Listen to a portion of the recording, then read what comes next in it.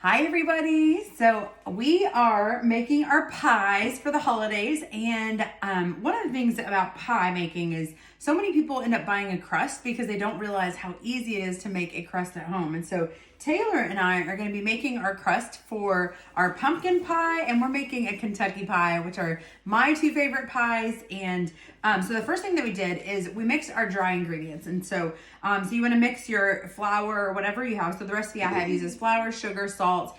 And then, so once you get that mixed in, you use a pastry blender to add in Crisco and butter. And so this is what you want your crust to look like before you add in water. So you want it to be crumbles, so coarse crumbles. And then you want to be really careful about how much water you add. So we're going to add about 6 tablespoons, but just a little at a time, because you don't want it to be too moist, but you also don't want it to be too dry. And so that's what we're going to start with. So do you want to mix for me while I add? No? Okay, you want to add the water for me while I do this? All right, so we've added 3 so far, and you can see it's starting to form together. All right, add another, just without the ice. All right, and so let's get one more.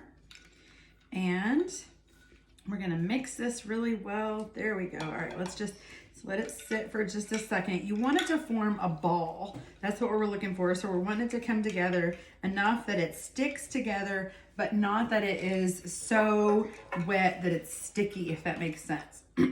So sticks together, but not sticky. And so I think that 5 is going to do it. Yep, I think that is all the water that we're going to need. I'm thinking, I'm gonna look at it, that so if you press on it and you can feel, so it's a little sticky, but it's not really sticky, and that's what we want. Because if it's too sticky, then you're not gonna have, then the dough is not gonna roll out well. But if it's not sticky enough, then it's not gonna form together, and your crust will be dry. So that's what we're looking for. Now, once you have like this, you wanna press it, just press it into a ball, and you're gonna stick it in the fridge for anywhere 30 minutes to an hour, because you want a nice cold crust, because that's going to make it easier to roll out. So all right, you guys, so now that we got our crust out of the fridge, we are going to start to make our pie crust. And so I wanted to share a couple of tools with you. The first one I want to share is our marble rolling pin. And so for years I wanted Pampered Chef to have a rolling pin, and we finally got one, and I love this one because it is marble. And so you're gonna find that it's pretty heavy for its weight, because this does the work for you. So instead of you having to use a lot of force to roll out your dough, this will help do that work for you, so you can just lightly glide over it. And then I also love that it comes with a stand. So when you have it sitting on the counter, it won't roll off, and that is really important. So the other thing that we have here is our pastry mat. And I love this silicone pastry mat because it has measurements. So I know that I can have exact measurements for what I need. So if I'm rolling something out and it needs to be a certain size, it has centimeters, it has inches, and it also has the circles in the middle so that you can roll out. So I'm gonna use our flour sugar shaker. It's another item that we have. And we are going to roll out one of our dough. The other one I'm gonna put back in the fridge so it can be nice and cold. All right, so now we want our dough into a ball. So get it into a ball, and then you're gonna put it right in the center of your pastry mat, and you're gonna lightly flour it, and then make sure to flour your rolling pin as well. And you can just kind of flatten it down, and you are gonna start to roll out into a big circle. So notice how I just go one way, and then I just keep going around and around and around, until I get it to the size that I need. So we are going to be using our Pampered Chef pie dish, the deep dish pie, stoneware pie pan. And so we are I'm gonna get a little bit more flour because I don't want the dough sticking at all. We don't want our rolling pin to stick to the dough. And we want this to be a little bit over 12 inches. I like to have extra dough hanging off the edge so that when I make my pie, I'll be able to, you know, have it hanging off the side so I can do the crust that I want. Okay, so here we go. All right, so it's a little bit bigger. Now, this is kind of a fun part. It's floured well, I can say that.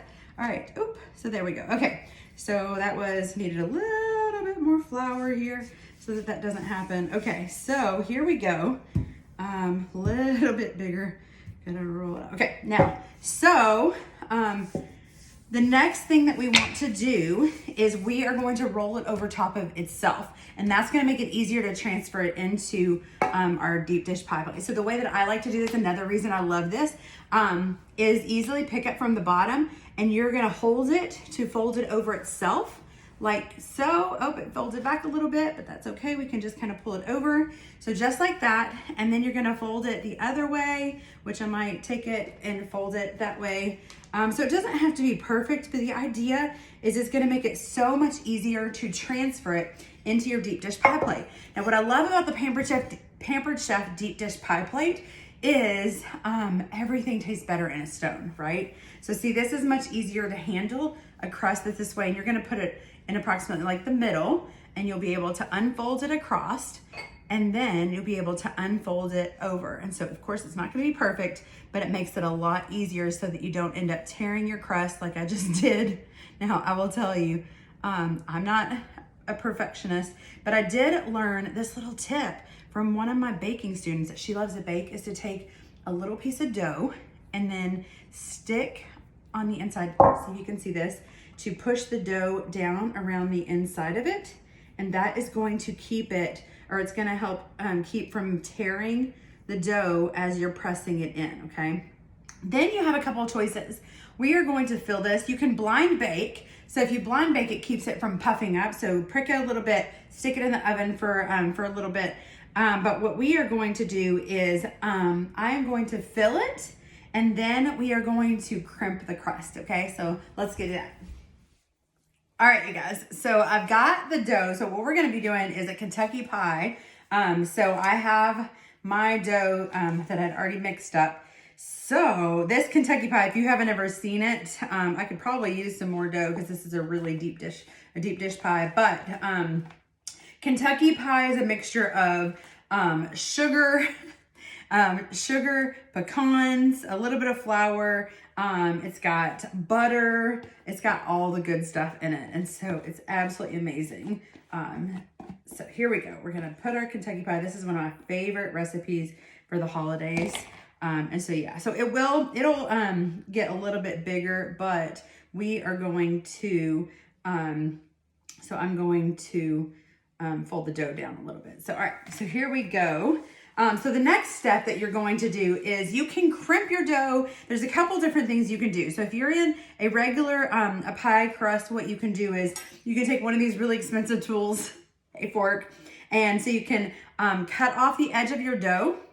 And so I like to do that anyways. But then you can take and you can crimp it with, or not crimp it, you can just take a fork around the edges like this. And that works well for a traditional, just a regular pie crust. But with this pie crust, or with this pie pan, what we're gonna do is, like I said, so I just like to cut off that excess dough. And then you can use, if you have miniature cookie cutters, you can even, like we have these old Pampered Chef cookie cutters that we'll take, roll it out and make little leaves like that.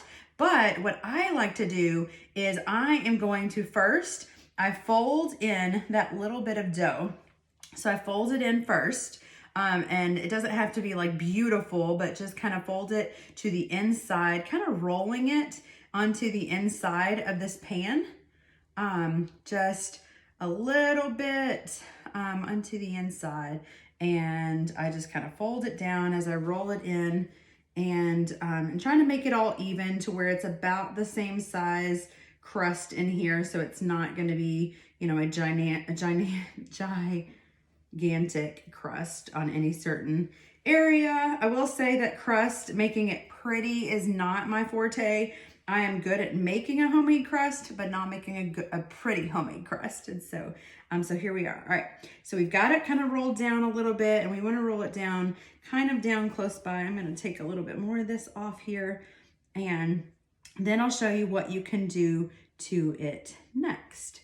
So the next step is, once you have it rolled down, and so you can see how mine looks, it's not beautiful, but it's there. Then you can take it and put two fingers, like two like this, and then one like this, and you're gonna press together, right? So we are going to go around and we're gonna press, move it, press, and then just, you're gonna do that all the way around the pie. Now, here this month, or currently, our pie crust our pie pan, the Pampered Chef pie pan is currently on sale. So if you love our stoneware, right now is the perfect time to get this pie crust or this pie pan, because you can get it 25% off. But it's just through Sunday. So get it before it's gone. And so, trying to make this pretty. But I really should have more dough. But I was trying to do this. I was doing it in a hurry. And so I had this dough already ready. So, it's like I said, I'm not good at making pretty pie crust, but I am good at making homemade pie crust. I'm going to stick this in the oven. I'll show y'all what it looks like when I'm done.